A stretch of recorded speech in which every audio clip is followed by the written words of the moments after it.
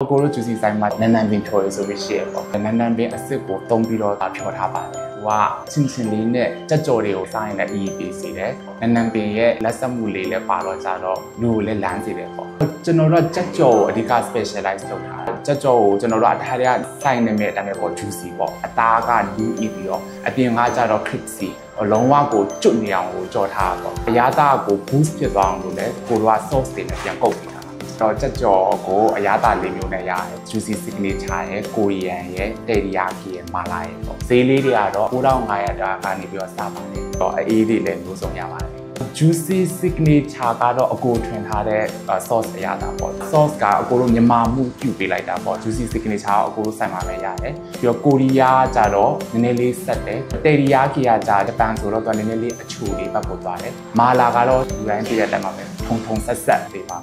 အကိုဆိုင်မှာကြက်ကြော်ပြင်လိုကြက်သားသုံးအကြီးနဲ့ဘာကားလည်းရှိတယ် chicken sausage တွေလည်းရှိတယ်ပြီးတော့ french fry ကိုလည်းမာလာနဲ့လည်းစားလို့ရတယ်ယူရိုလေးနဲ့စားလို့ရပါတယ်